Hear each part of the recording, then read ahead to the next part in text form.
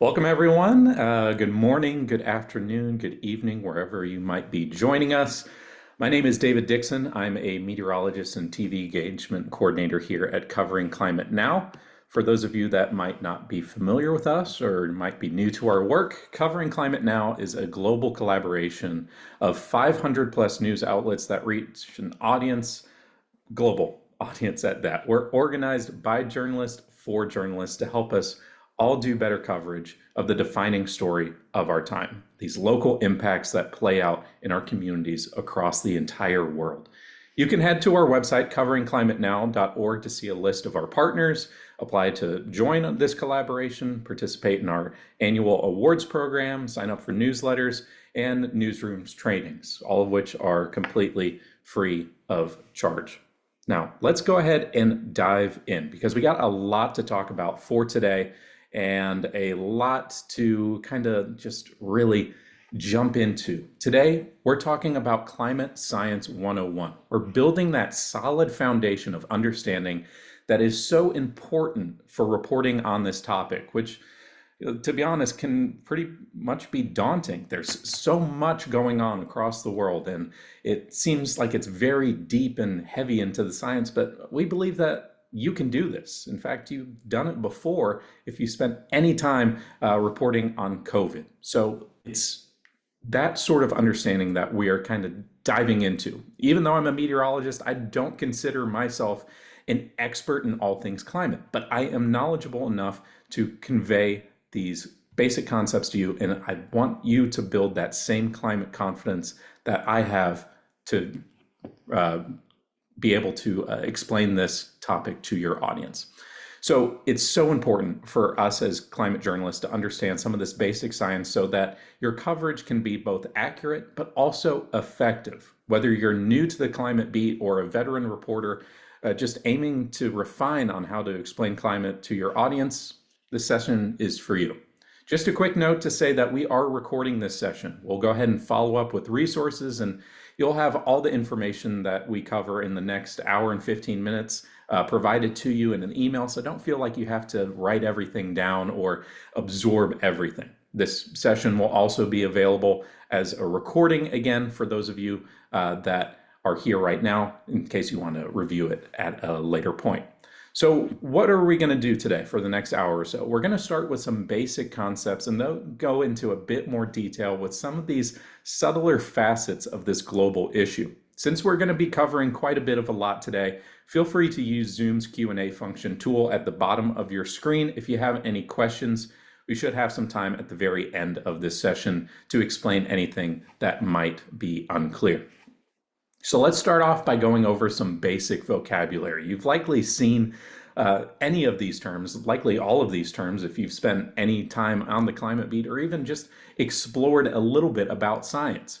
Greenhouse effect, global warming or global heating, climate change, and climate crisis. At first glance, some of these essentially seem to be one and the same, but what we're going to be doing today is showing that these have little differences and shouldn't be used interchangeably, and we'll explain why and a little bit more so in a moment. But simply put, the greenhouse effect is the process in which heat is trapped near the Earth's surface by these substances that we call greenhouse gases. We'll go into more detail into what exactly they were and how this process works in a moment, but in general, imagine these gases like a blanket enveloping our planet, helping to maintain a warmer temperature than it would have otherwise if we had none of these in our atmosphere. Then we head into global warming or global heating. This is the long-term heating of Earth's surface observed since the pre-industrial era, which begins between 1850 and 1900, due directly to human activities, primarily the burning of fossil fuels, which increases those heat-trapping greenhouse gases in our atmosphere. We've also seen this be referred to as global heating used instead. However, global warming or global heating shouldn't be used interchangeably with climate change. We'll touch on that a little bit later on. And then finally, climate change. The term climate change encompasses both global warming, but also refers to the broader changes that are happening to the planet as well as a result of this added warmth, including rising sea levels, melting glaciers, increasing frequency or the intensity of extreme weather events such as heat waves, tropical cyclones, extreme heavy precipitation events, and shifts in flower and plant blooming times. Global warming and climate change are two sides of the same coin, with global warming just explaining one of the many problems that arises from climate change. And finally, we have climate crisis. In fact, there has been some studies and some surveys that show that the term climate crisis invokes a stronger emotional response by conveying a sense of urgency and conveying a sense that we can solve this. Consider potentially using this or climate emergency when applicable to emphasize that the threat of global warming to inverse natural environment and to humans and to urge aggressive climate change mitigation. In other words, change can be positive or negative. The term crisis invokes a completely different response. Over the next hour, we're going to be going into much more detail into each of these four topics, not only further explaining each one, but also providing analogies and answers to some of the more common questions that you will likely encounter whenever you start to talk about climate change. Let's begin first with the greenhouse effect. To better understand the greenhouse effect and climate change, we first have to understand what's going on in our atmosphere. It's always been there, so why do we really even think about it and what's exactly going on in it? This protective bubble, which surrounds the Earth and is actually pretty thin compared to the actual diameter of the Earth, holds all the air we breathe and is primarily made up of three gases, which make up nearly 99% of our atmosphere. Of these, it might be surprising to know, nitrogen is the top, making up 78% of the dry composition of our atmosphere. It's important that we have this much nitrogen, though, because it dilutes oxygen and prevents the rapid burning at the Earth's surface. If we happen to have too much oxygen, we would see likely rampant wildfires throughout the majority of the Earth, like we saw millions and millions of years ago. So next up, though, is oxygen, which is incredibly important, as we all know, is essential for life. Percentage-wise, it comes in around 21%. Finally, we have argon, taking up that last 1% or so of our atmosphere to make up that 99%. It really doesn't do all that much, as it's inert. It doesn't react with other oxygen or other gases and doesn't contribute anything to the greenhouse effect. In fact, those three main gases, nitrogen, oxygen, and argon, aren't really what we're looking at when we talk about climate change and the greenhouse effect. It's rather that final 1%, which is made up of trace gases, including neon and helium, along with those greenhouse gases we just talked about, which include carbon dioxide, methane, nitrogen dioxide, and some more as well. It's these gases that we care most about when talking about climate change, but understand that they take up a very small portion of our atmosphere. That's why we often see them measured in parts per million.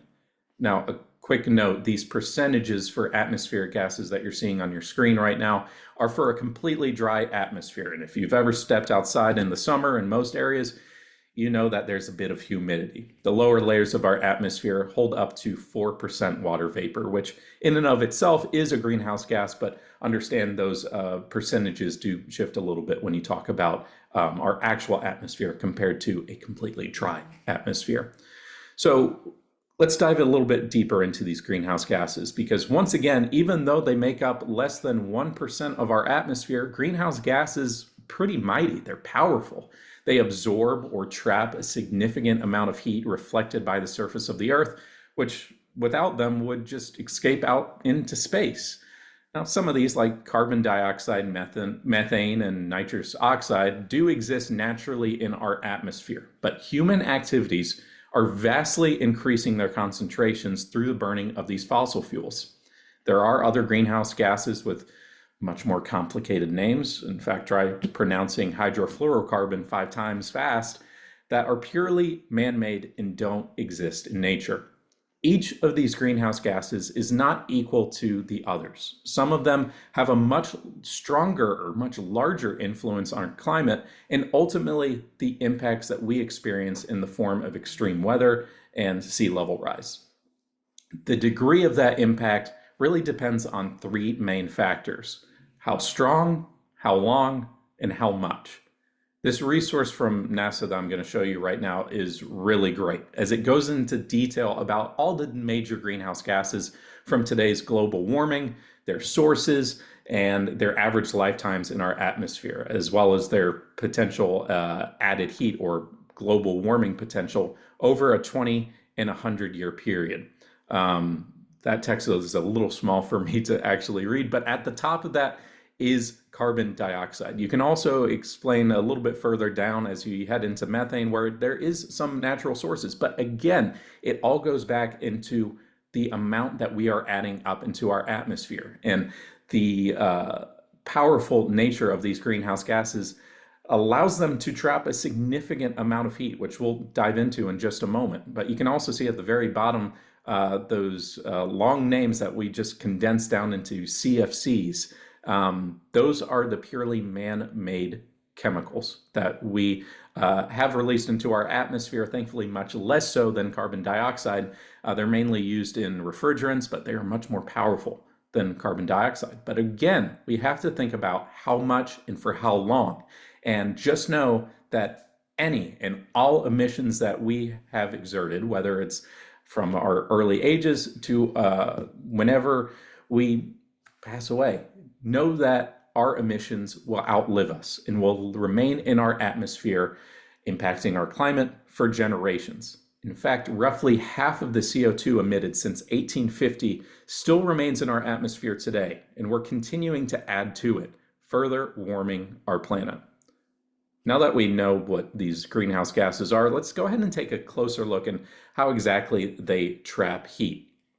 So let's go back to this thing called the greenhouse effect. It's actually a natural process. In fact, it's one that we desperately need here on Earth in order to support life.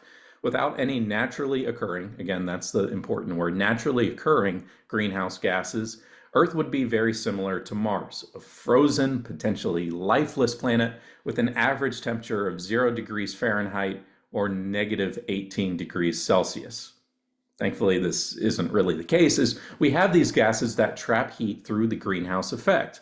Now, the science behind this really isn't too complicated. You can quickly understand it, and you can explain it to your readers, to your viewers, if you really need to build that foundation point to go into much deeper and more complicated topics. But here it is, essentially, and you can see it in this diagram. Solar energy from the sun passes through our atmosphere and warms up the Earth. Some of this heat is going to be radiated back upward. A small amount gets lost into space. But the overwhelming majority, nearly 90% of that radiated heat is absorbed by greenhouse gases in our atmosphere, and then that heat is redirected back towards the surface, trapping it and further warming our planet. So that's how it works out on a global scale, but you can kind of imagine these gases once again as a cozy blanket enveloping our planet, helping to maintain a warmer temperature than it would have otherwise. You've done this on a cold day, you wrap a blanket and you feel yourself getting warmer, but you've also experienced this global phenomenon on a much smaller scale if you've ever gotten to a hot car on a sunny day. You remember, even if the temperatures are 90 degrees Fahrenheit or even upwards of 40 degrees Celsius, if you've ever stepped in a car, you notice just how significantly warmer that is. Well, it's because those sun's rays pass through the glass of your car, heating up the interior, especially if it's a darker color interior, but then that radiated heat gets trapped inside. It can't go back through the glass. So that really does warm up the vehicle far faster and much more so than the outside ambient temperature. That's the greenhouse effect, that extra blanket that you see playing out on a global scale. So if this blanket is natural and we need it, so what's the problem? Well, when we dig up and burn these fossil fuels, we're pumping huge amounts of carbon dioxide and those other heat-trapping gases into our atmosphere, effectively wrapping a second blanket around the planet that it really doesn't need. This second blanket is trapping too much heat. That heat that would normally otherwise escape out into space. As we pump more carbon dioxide and other greenhouse gases into our atmosphere, the second blanket becomes thicker and thicker. Think of a little sheet becoming a fleece blanket, becoming a wool blanket. And that is why our Earth is further warming and has been. And we'll show you the science that shows that in the data that shows that in just a moment. So now that we understand the greenhouse gases in our atmosphere, let's examine the human activities that have made their concentrations skyrocket through the use of fossil fuels. Now, from the onset of the Industrial Revolution in the late 1700s, humans have used fossil fuels to obtain energy. These fuels and even some other traditional fuels, such as wood, produce CO2 when they burn. Essentially combining a hydrocarbon and oxygen gives you CO2, a little bit of water, and more importantly, energy. These main types of fossil fuels are coal, oil, or petroleum, and natural gas, which is combined mostly of methane. These are the byproduct of the decomposition of vegetable matter and the remains of ancient marine organisms in the Earth's mantle for millions of years. And they contain a great amount of carbon combined with a varying amount of hydrogen, thus the name hydrocarbons. That's where you likely have seen that name before, and that's where it gets its name from.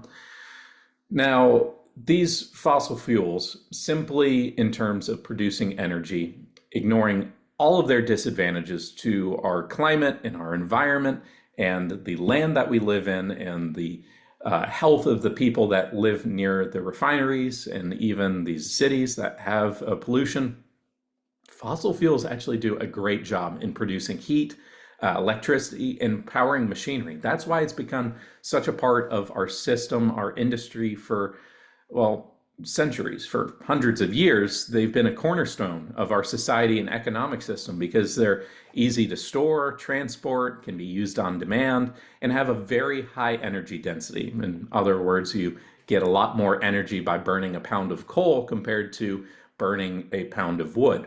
Now, traditionally, they were also much more economical compared to other sources of renewable energy. However, most importantly, this is changing, and it's something that we need to highlight as journalists.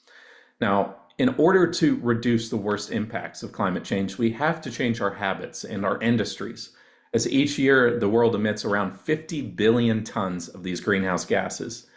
To determine how we can most effectively reduce these emissions and what emissions can or can't be easily eliminated with current technologies, we have to better understand where our emissions come from. And that's where this giant pizza slice comes from, or this giant pie. This diagram comes from explanations from the IPCC's fifth assessment report and breaks down the range of sectors and processes that contribute to global emissions. From this graph, it's pretty easy to see that there's no simple or single solution to tackle climate change. Just focusing on energy in red, or transportation, or deforestation, or agriculture in that green is likely not sufficient to achieve net zero emissions and further address the impacts that we know are going to happen in the future and only get worse as we continue to add more carbon into our atmosphere. We need innovations across many sectors. And again, the largest slice of the pie that adds to our global greenhouse gas emissions is energy. But it goes into a lot more detail than just that. It includes energy use in buildings, again, both commercial and residential, transportation, and even manufacturing. The next largest emitter is agriculture and land use, which directly accounts for nearly a fifth of greenhouse gas emissions. There's a lot of detail in this slide that you can really dive into in case you're wondering, well, what does it mean? How much does, let's say, commercial flight add to our global greenhouse gas emissions? You can dive into it there. Livestock and manure, agriculture, or wastewater, landfills. It's all in there. I really recommend further diving into this if you haven't done so already. Go ahead and look into it at your own time. I'm going to paste the link to this in the chat for you. There you go. So once again, something to bookmark and come back to, especially if you have questions about what exactly is our energy use leading to this greenhouse gas emissions. It all comes back to us, though. In fact, it can be simply summarized by global warming. It's us, unfortunately. We really don't like to have the blame pointed at us anytime, whether it's making a mess or causing the impacts that we're seeing play out on a global scale. And don't be swayed by falsehoods that try to argue that it's not us, that other natural causes are perhaps behind this global current phenomenon, because scientists universally agree that unfortunately the blame lies with us in our human activities that have added heat trapping gases into our atmosphere. It is true that in the past, Earth's climate has changed due to natural causes, including fluctuations in energy from the sun, massive and sustained volcanic eruptions, and even shifts in the Earth's orbit. However, scientists have examined causes like this to see if they could be behind this current phenomenon of global warming, and the answer unequivocally is no.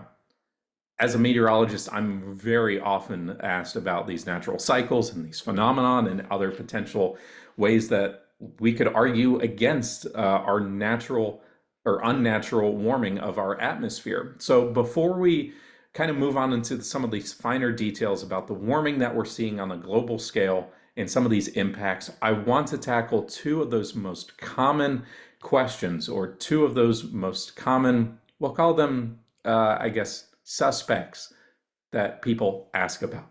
Okay, so let's begin with the big one. It's the one that is in all of our skies right now, depending on where you are in the world. It's the sun. What about it? Could that potentially be the cause of this warming? I mean, we get nearly all of our energy from the sun. We stand outside and get warm because of the sun. But remember, the reason the Earth is livable, habitable, is because of the heat trapping gases in our atmosphere.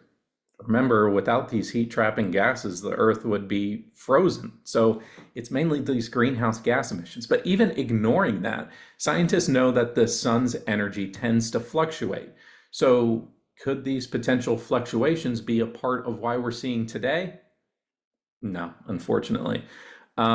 Take a look at this graph from NASA, which plots global temperatures in red compared to solar irradiance, or we'll call it solar energy, in yellow since the 1880s. That 1880 mark is an important one, which we'll touch on in just a moment, by the way. But you can see here, while solar output has increased slightly through most of the 20th century, it's actually been decreasing since the 1970s. During the same time frame, we've seen global temperatures skyrocket. Again, it's us, unfortunately, and it's not the sun because of various reasons. And you have this data from NASA to support this. So what about something else? Something, well, pretty dramatic. And that's one suspect. Well, what about another one? What about volcanoes? I'll go ahead and let renowned climate scientist and fellow science communicator and colleague Catherine Hayhoe go ahead and tackle this one.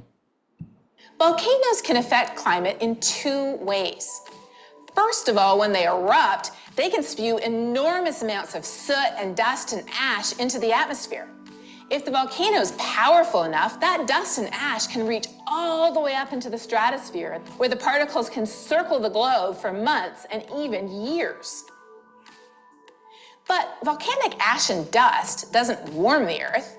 Instead, it acts like a giant umbrella, reflecting the sun's energy back to space, making the Earth cooler. So clearly, volcanic eruptions can't be responsible for the warming. What's the second way that volcanoes can affect climate? Well, in geologically active areas like Sicily or Yellowstone National Park, powerful heat-trapping gases like carbon dioxide and methane can seep out from deep inside the Earth's crust. This can occur during volcanic eruptions, but the majority of it actually happens through what they call mud volcanoes or mud domes.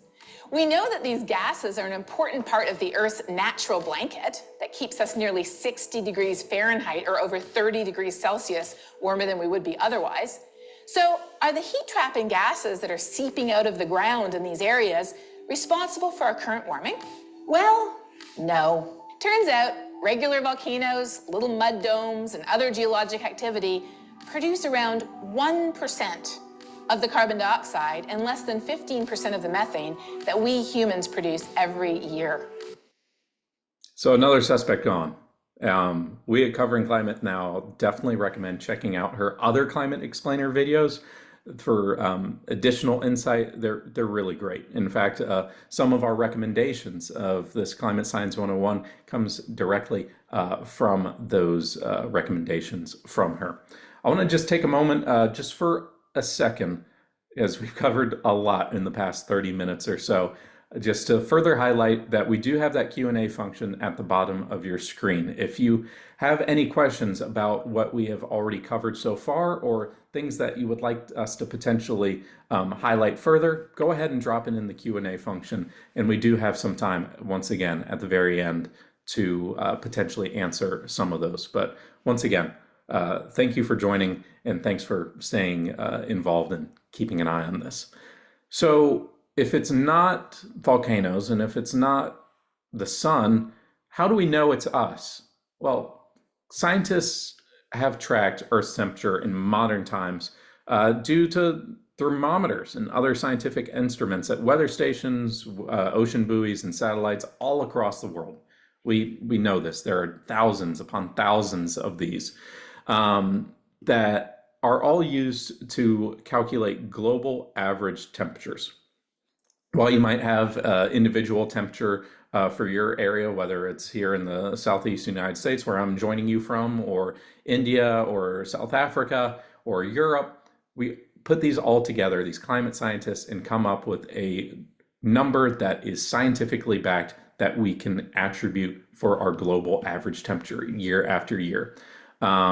This instrumental record of our global temperature goes back to 1880.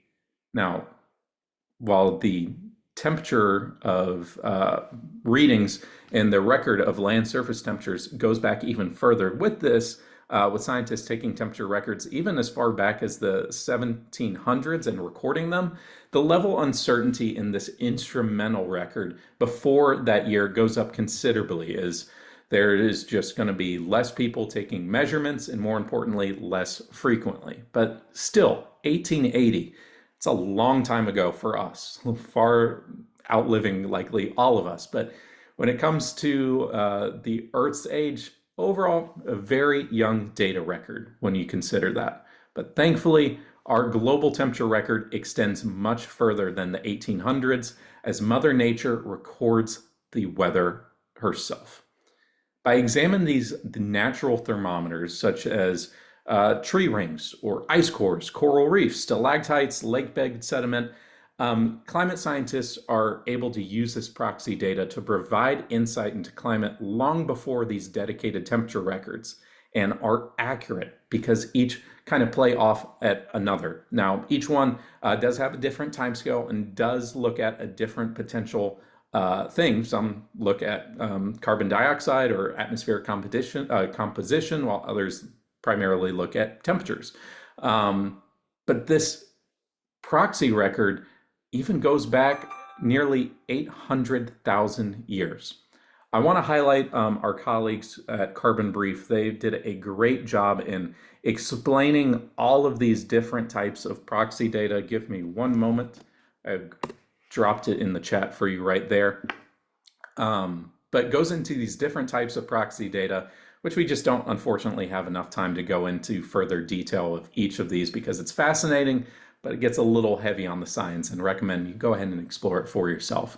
And it highlights not only how climate scientists, however, take these measurements, but also how long ago each can tell us about our past climate. This proxy data has been invaluable for climatologists to better understand our current and future warming. As astrophysicist Carl Sagan put it best, you have to know the past to understand the present.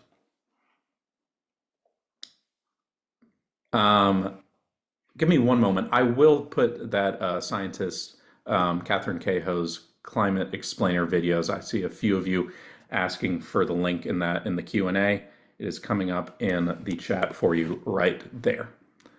Okay, so let's talk a little bit about global warming once again. We've covered global warming pretty extensively, but we need to talk a little bit about the combination of carbon dioxide and our Earth's average temperature. The burning of these fossil fuels, along with other activities such as intensive agriculture, has caused an increase in the concentration of greenhouse gases in our atmosphere. This in turn has triggered a rise in global average temperatures, which is at least 1.3 degrees Celsius over pre-industrial levels. Earlier this year, the World Meteorological Organization confirmed that 2024 was the warmest year on record since record keeping began, again, back into the 1800s, with temperatures 1.55 degrees Celsius above pre-industrial levels, breaking a record that was only set a year before. As we understand even firsthand, every year is hotter than the last. The current summers and the current life that we live is not the same ones as we grew up with, and we're seeing the impacts play out in our communities across the world.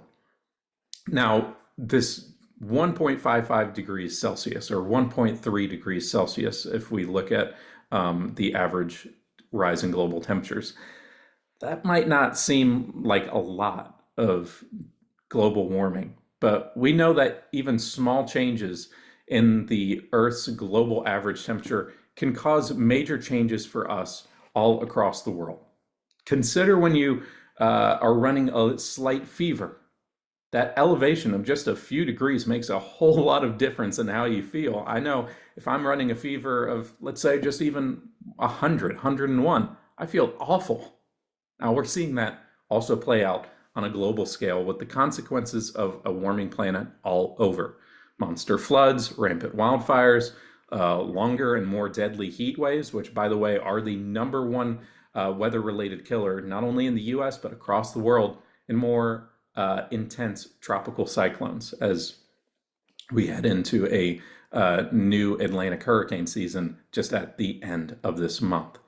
We're seeing this play out on a global scale, like I said, and you can see this relationship between the Earth's surface temperature and atmospheric CO2 in this graph from NOAA, the National Oceanic and Atmospheric Administration here in the United States. And notice the correlation there. That black line is going to be just the trend line with the departure from average in terms of that temperature. And then you can see those CO2 concentrations on that vertical scale, especially seeing a jump as we see over the past 50 years. Now, you might ask yourself, why is this not linear? Why is it not a straight line?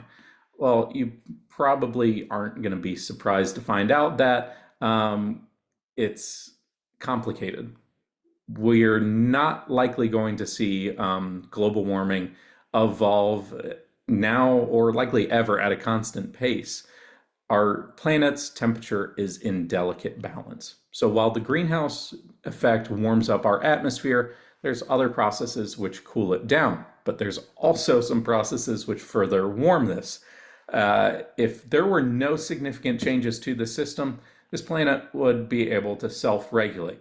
But as soon as some significant changes are introduced, this whole system goes out of whack. I wouldn't say fully collapses, but it certainly seems to be that way. Once again, it should be no surprise to hear that Earth's climate system is complex and dynamic. And I mean, that's part of the reason why you're here today for this Climate 101 session, with numerous factors and processes that interact with one another. Just off the top of my head, for example, snow and ice are some of these naturally found substances on Earth that really reflect sunlight very well because, once again, of their color. Like if you go outside and have a white t-shirt on in the sun, you're not going to be as hot compared to if you're wearing a black or navy blue shirt. This is called the albedo effect for white substances on Earth, namely that's going to be ice and snow and even clouds to a degree. As temperature increases, though, we see less ice. And so the Earth's surface absorbs more heat, warming up faster. This type of process is caused a positive feedback loop. In climate science, and you might have seen this referenced elsewhere, we also call these tipping points. These are some of the major challenges that we're going to find in global warming as each event influences the other, adding on top of it. These positive feedback loops, you can find them even outside of the climate system. More income means more savings. More savings means more investment, which means, well, you have more money to have, which means more income. Or if you have potentially a greater population, that means more births. More births means more population. You see this cyclical cycle? Let's go ahead and take a look at some of these climate tipping points that are critical thresholds that could leave for irreversible consequences if go ahead and left unchecked. The first one, and it's a common one, and we've seen it all, the sad polar bears on shrinking icebergs.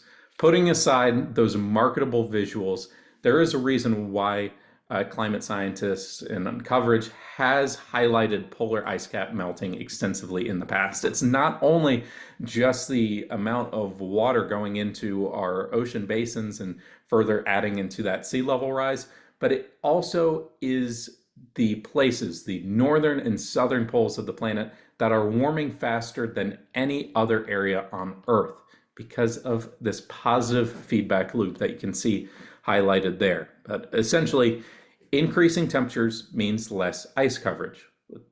Less ice coverage meaning more heat being absorbed by darker surfaces, not only soil, but also the ocean as well. This increased heat absorption leads to warmer temperatures, which puts us right back at the beginning. Do you see how this loop kind of amplifies these impacts? This is the reasoning behind the polar amplification effect and goes to explain exactly why polar regions are heating up at least twice as much as the rest of the planet. Next one I kind of want to look at is also in these polar or subpolar areas, and it's all about permafrost. Now, permafrost is a type of soil typical in what we see in the Arctic tundra, which stays frozen all year long.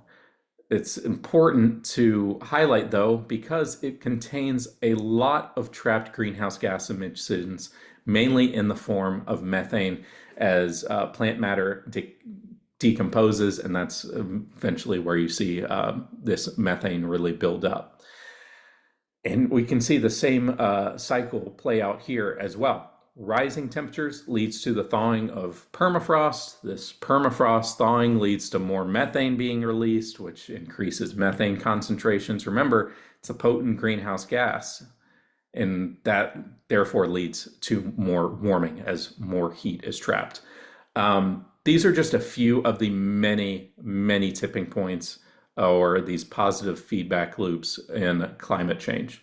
I encourage you to explore some others, including some that you probably have heard about, including the slowdown of the Atlantic circulation and even wildfires, to go ahead and explore where each of them stand today and go ahead and see how they're all connected as well. I'm dropping in a resource that really explains all of them in better detail for us in a moment.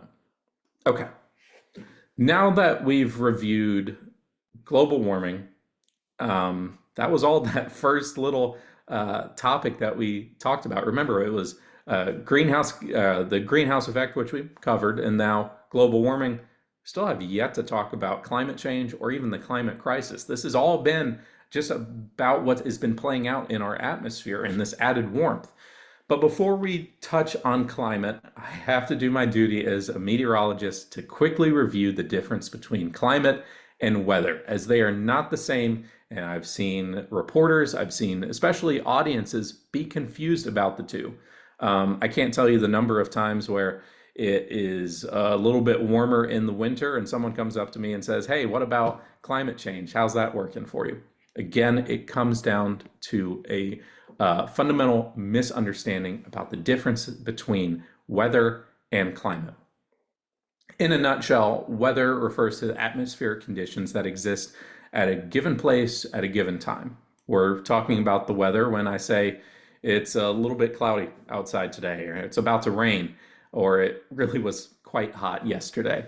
Now, climate is the long-term pattern in weather conditions over time. We're talking about climate when we say that Dubai is typically hot in July. One analogy that I like to make is weather tells you what clothes you should be wearing today. Climate tells you which clothes you should have in your closet. Another one that I've heard mentioned is weather is like your mood today, while climate is your personality. Feel free to steal either of those in your reporting to explain this fundamental concept.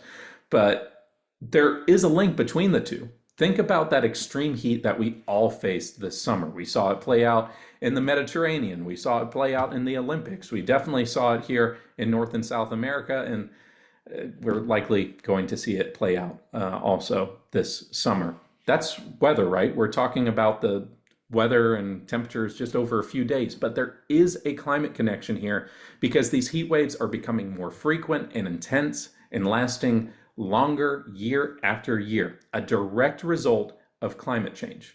In fact, climate science has progressed now to a point that scientists are able to examine climate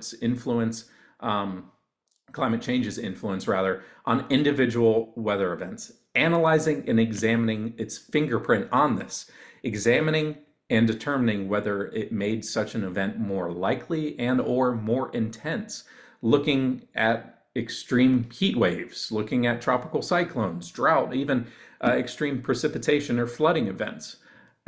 This is called attribution science. We have a lot of different resources available on our website, including a different webinar that we had recorded at a previous time. If you want to explore this further, I highly recommend to do so because it is a fascinating field, but it is also a field that directly links an experience that is playing out in these communities that you're seeing your audience experience, whether it's a tropical cyclone like Hurricane Helene impacting the southeast United States or an extreme heat wave. They're seeing the effects of that firsthand. But attribution science allows us to quantify and examine climate change's fingerprint on this and make that connection. Because while the global majority of people, 80 to 89%, believe in climate change and want their governments to do more, that number does drop off fairly significantly when it comes down to asking that same question of, have they experienced these impacts of climate change firsthand? I can say that across the world, likely the overwhelming majority of people have experienced the impacts of climate change firsthand. In fact, I would argue pretty much everyone. But the problem is connecting this global phenomenon that we're talking about today with these local impacts. And this is just one potential way that we can do this.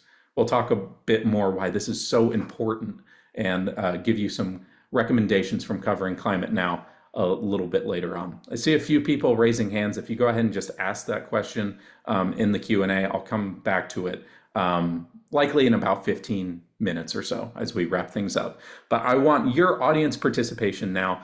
We're going to make this a little bit fun. I want to take this, what we just learned, the difference between weather and climate, and I want to see if you can determine whether something is weather or climate in the short exercise.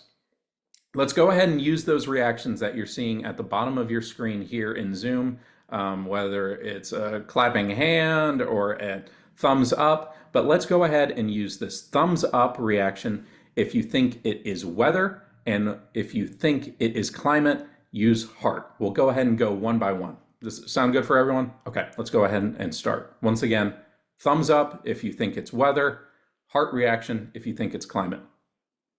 This snowstorm left us with over a meter of snow. Is that weather or climate? I am seeing tons of thumbs up. It is great to see that. We have a ton of people here joining us from all over the world. I'm not seeing a single heart. I'm not feeling the love, but that's okay because that is weather. It's exactly right. It's playing out on a daily basis. All right, what about this one? Remember, thumbs up for weather, heart for climate. Storms are more and more powerful each and every year.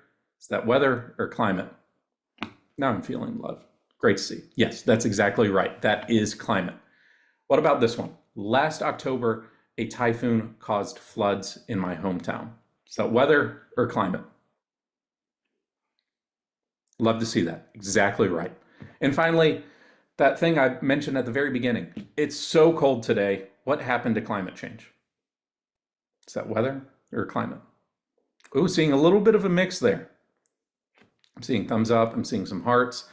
Now, that overall statement, I would say, is weather because it's talking about the day-to-day temperature trends. But again, we are seeing a climate connection there that you can make. So overall, while I would say that statement is about weather, there is a climate connection to be explored there further. And I recommend you do so to your audience.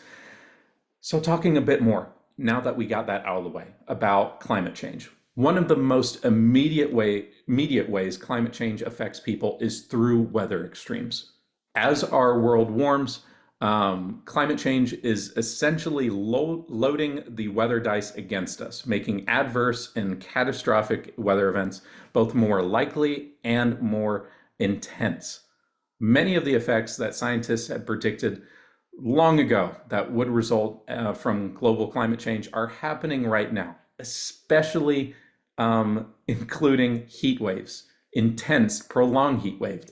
These include not only record-breaking ones that we've seen all across the world in recent years, from Asia to Europe to North America, but also daily high temperature records. I would argue that you don't have to break any records to examine whether climate change has been changing temperatures in your region. In fact, our colleagues at Climate Central definitely argue that to be the case as well through some of their attribution tools, but also a lot of their resources available online as well. But going back to that attribution I told you about, in fact, climate science has found now that every heat wave in the world is now made more stronger and more likely to happen because of human-caused climate change. It's a pretty powerful statement, but it is a statement that you can make and feel backed up with climate science because, again, it's science, it's data that supports this. It's not only heat waves, though, it's heavier rainfall. Our atmosphere is like a sponge. If you've been in some of our other sessions, we talk about how the atmosphere is like a sponge. Science and physics show that a warmer atmosphere holds more moisture, around 5% or so, and therefore will lead to heavier downpours. Again, it's a sponge. As our planet warms, there's now a bigger sponge that holds more moisture filled with that water that can bring more devastating downpours and flooding. We also see this play out with stronger hurricanes, tropical cyclones, and typhoons. Not only can the atmosphere hold more moisture that these storms use in the form of rain, but also our oceans absorb nearly 90% of the Earth's excess heat. As such, when storms form and pass over this warmer water, they absorb more heat and water vapor, supercharging them and boosting the damage that they cause upon landfall. I like to imagine and I like to liken these tropical cyclones, these hurricanes, these typhoons, like a fire.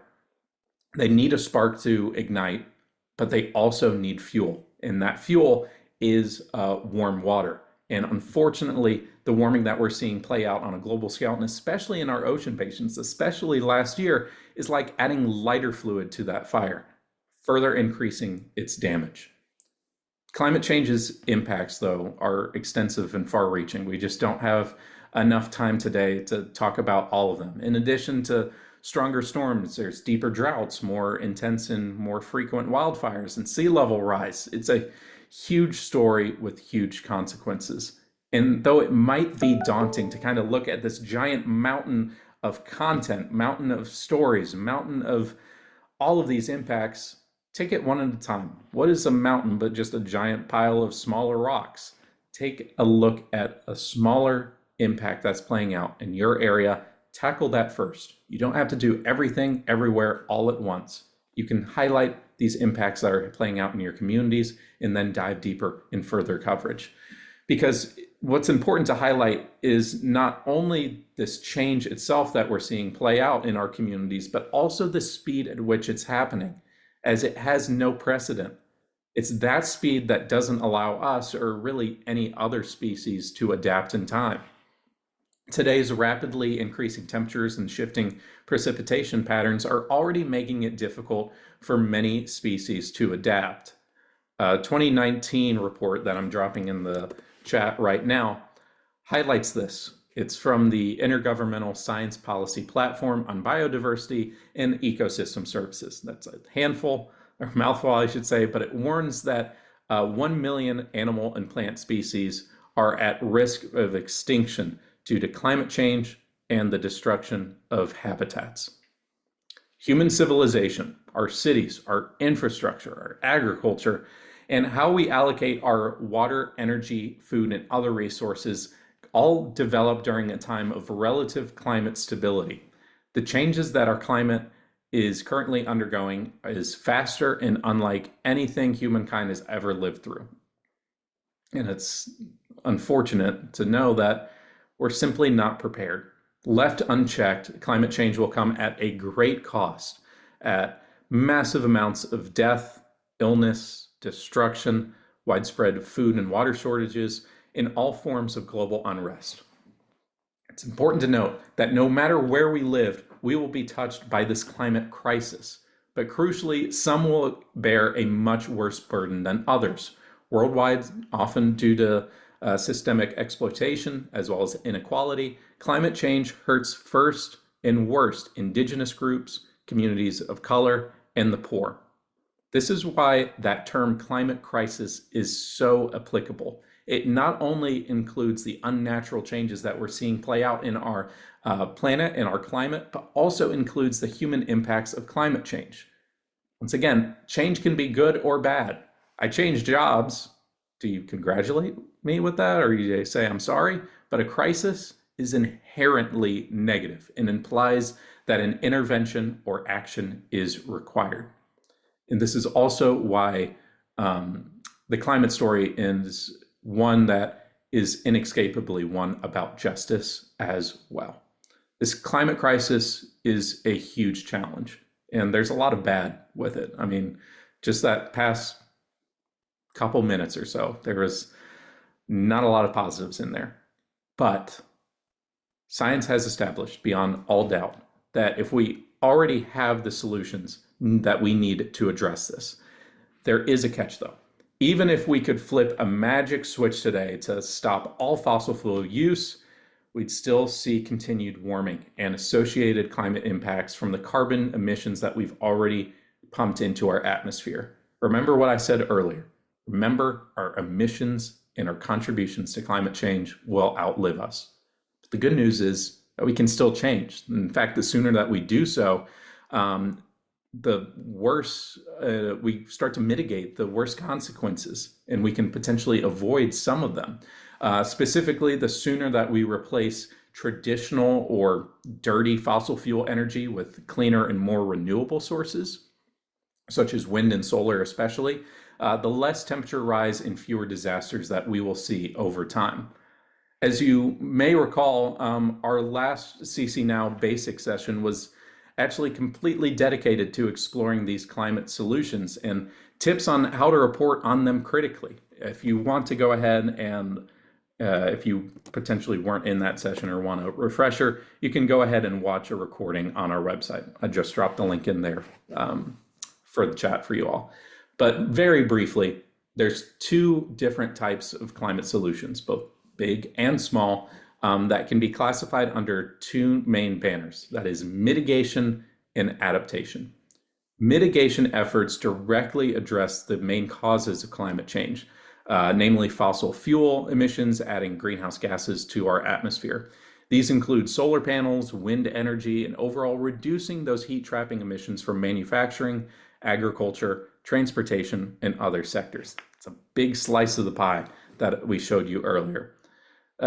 As we're already aware, we're already seeing these impacts of climate change in our communities, in our lives, whether it's more frequent fair weather flooding, stronger storms, more rainfall, stronger heat waves, deeper drought, even things playing out that you might not have even thought of about allergy seasons or shifting temperature patterns and growing patterns, or how much more you're spending now for food as farmers see some crop losses because of increased drought, as well as extreme rainfall, as well as heat, and even just the price you pay for home insurance. There's a lot of different avenues and different lenses to the climate story that you can examine. But these impacts are likely only going to get worse. So we need adaptation solutions that will address these consequences by creating more robust buildings and other infrastructure to keep us safe from storms and heat, and creating resilient agriculture that can handle increasing droughts and floods. It's important to know that these adaptation solutions don't have to be huge. They can be small. They can be related just to your smaller communities or cities or nations. These solutions often make big headlines, but I encourage you to be extra critical of reporting on these potential solutions, as they are often marketed as this one thing that will save us from climate change. You can see that on a big billboard, but there's often, and likely never will be, a single solution, a silver bullet that will save us from climate change.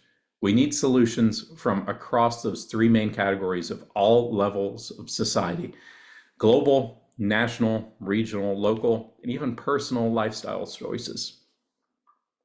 We've talked a lot and covered a lot here today, from how climate change, the greenhouse effect, and global warming and climate crisis are four related but different concepts, to exploring what is ultimately behind the impacts that we are seeing here in our communities, the markets we report in, and simply in our backyards. So to leave you with today, I want to share with you all a 10-word mantra developed by scientists, used by Covering Climate Now, that summarizes a lot of what we talked about today, that can help guide you forward as you cover climate change, or even if you are an experienced climate reporter. This is a good mantra to kind of think in case you have any questions from your audience. And I encourage you to share it with others in your newsroom. Let's break it down really quickly. Scientists agree it's real, it's bad, it's us, there's hope. Scientists agree. As I said before, over 99% of scientists agree that climate change is happening due to human activity, particularly the burning of fossil fuels, which release greenhouse gases into our atmosphere. That's more or less the same level of scientific agreement as gravity, which, as we all know, is quite real if you've ever fallen down. It's real. Climate change is here right now, and you don't have to be a scientist to know it. You just simply have to look outside your window. Every year is hotter than the last, indeed, hotter than pretty much every year in recorded history. Every year also seems to bring more extreme weather, more extreme heat waves, stronger storms, deeper droughts, and we're seeing this all over the world. Again, it's us. Scientists also overwhelmingly agree that the main cause of climate change is the burning of oil, gas, and coal. When we burn such fossil fuels, carbon dioxide is emitted into the atmosphere, where it traps heat, wrapping a blanket around the Earth. This not only makes the Earth hotter, but also supercharges our weather. And finally, or next up, it's bad. Today's human suffering and economic damage will only get much, much worse if fossil fuels are not phased out pretty soon. There is also a critical additional point. The overheating of the planet, again, is especially punishing for those who are poor or live in places exceptionally vulnerable to climate impacts. Often, these people have only emitted tiny amounts of CO2 because they can't afford cars or other activities powered by fossil fuels. Again, the fact that the people who have contributed the least to climate change suffer the harshest consequences is what makes climate change a story about justice. And most importantly, there is hope. Scientists say that our civilization already possesses the technologies that we need to avoid the worst, but what has been lacking is the will to embrace those solutions. And we are just at the top of the hour. We did allocate additional 10, 15 minutes or so for some Q&A or just some follow-up questions, and a little bit of buffer time as well. But I'd like to thank you all again for taking the time today for this session, which we hope is only the start of building your climate knowledge.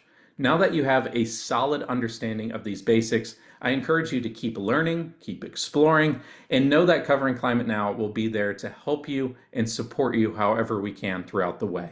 Whether that's through webinars like this, or joining our Slack community, where you'll join hundreds of other journalists, potentially even thousands. I forget our exact number. But connecting, sharing story ideas, asking for resources, experts, and we have tons of resources also available on our website. We're wanting to help you as we all work together to tell the story of climate change all across the world. Know that naysayers and climate deniers that you may encounter are a minority.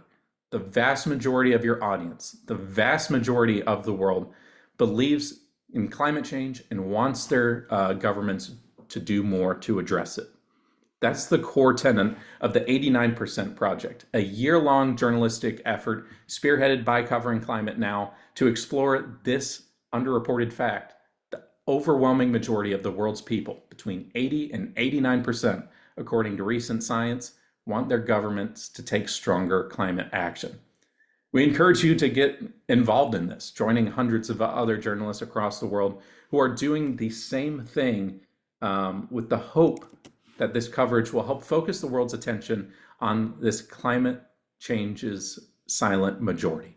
We're already seeing a lot of different coverage of this topic since we launched it back in late April, but there is still time to get involved and still time to talk about this as we move into the remainder of the year. We've only just got started, and I highly encourage you to explore not only exactly what the 89% is, but also explore how you can get participate and join us as well. And of course, if you have any questions or if you think about anything that we covered today in this past hour or so after digesting all of this, feel free to send us an email. Once again, this entire presentation will be recorded and you'll get a recording of that video so you can reference at a later time. With that, I think it's time to look at a few of the Q&A. I think I covered quite a bit of it. I understand as reporters across the world, especially as we look at lunchtime here in the central and eastern US, you might have to dip out, completely understand. We have the explainer videos in the chat. We will also be able to provide some of those resources available on our website. And the event page will kind of put those resources in there. All right, just going through really quick. Sam saying, please share any links that you have for journalists on how to cover climate change in the best way to tell climate change stories. There's a lot of resources available on our website. All you have to do is go to coveringclimatenow.org, go to the resources page. Couple things I highlight, not only this Climate Science 101, reporting on climate solutions, but also if you'll find there is one about 3 pillars. That one is especially important because it covers what we talk about a lot here at Covering Climate Now. It's the 3 main pillars of effective climate reporting, or just really effective reporting in general. And those 3 main pillars are offering solutions, localizing, and humanizing. People care about the stuff that's happening in their communities, in their neighborhoods, in their towns. That's why it's important to localize the climate story as much as possible, whether that's using those attribution studies to talk about an extreme heat wave and how that relates to this global problem, or reaching out to local farmers asking, are they paying more? What's happening? Or just any of the local impacts of climate change that we're seeing play out in our communities. It's also very important to humanize the story. I understand that this was a science session and we talked a lot about numbers, we talked a lot about statistics, but it's so vital for effective climate reporting to tell the human stories. We care about our neighbors, we care about our fellow citizens, our fellow humans, and we are seeing the impacts of climate change play out in heartbreaking or uplifting stories across the world. And it's telling those stories, those human stories, which resonate with your audience, is compared to just throwing out a number that, hey, the world was 1.55 degrees Celsius above average last year. It's very important. So once again, offer solutions, humanize, and offer localize as well. Okay, Alexandria asking, when we say pre-industrial levels, what do we mean? Is this Eurocentric? Are there other terms for it? I guess in a way it is kind of Eurocentric, but when we talk about pre-industrial levels, it's that 1880 mark. It's the start of the Industrial Revolution when we as societies across the world, especially again in Europe and Americas, I will admit that, and even portions of Asia, really started the burning of fossil fuels that have added that CO2 to our atmosphere. So again, it's really looking at that time frame compared to what we are seeing play out today. Are there other terms for it? I would look into that. Off the top of my head, I don't really have any. All right, do we have a good piece or pieces on attribution science that you would recommend? That's from Noella. Yeah, I definitely recommend checking out our website, coveringclimatenow.org. I think my colleague Elena, who, by the way, round of applause for Elena, she not only helped with the slides for this session, but has also helped do training like this all across the United States and across the world. So round of applause for Elena and all of our colleagues here at Covering Climate Now.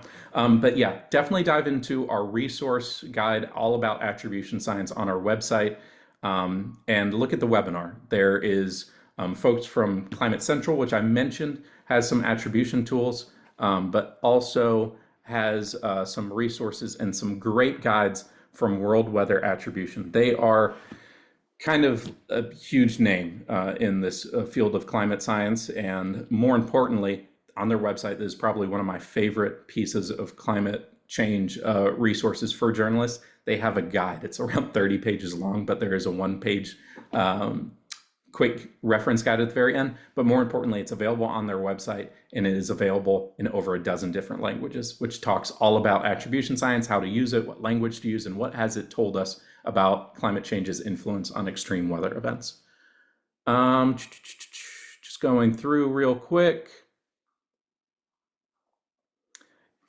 Bridget asking, what is the effect with warming on ocean life? We're seeing that play out in our ocean basins all across the world. Remember what I said, the ocean absorbs nearly 90% of the Earth's excess heat.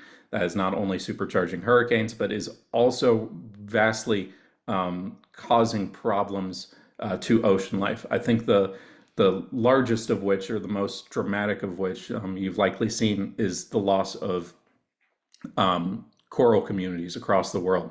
I forget the exact numbers. If you head to our website, I think we've talked about it before.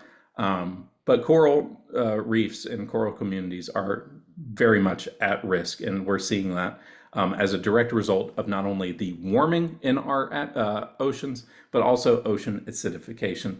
All that excess CO2 gets mixed up, and through some science and chemistry adds more acidity to our oceans. And we're also seeing that play out with other different ocean ecosystems and ocean life.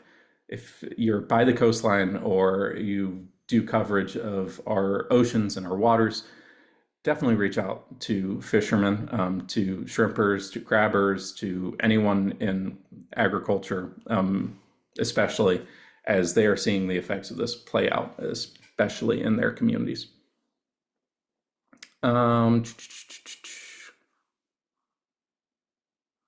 Let's see.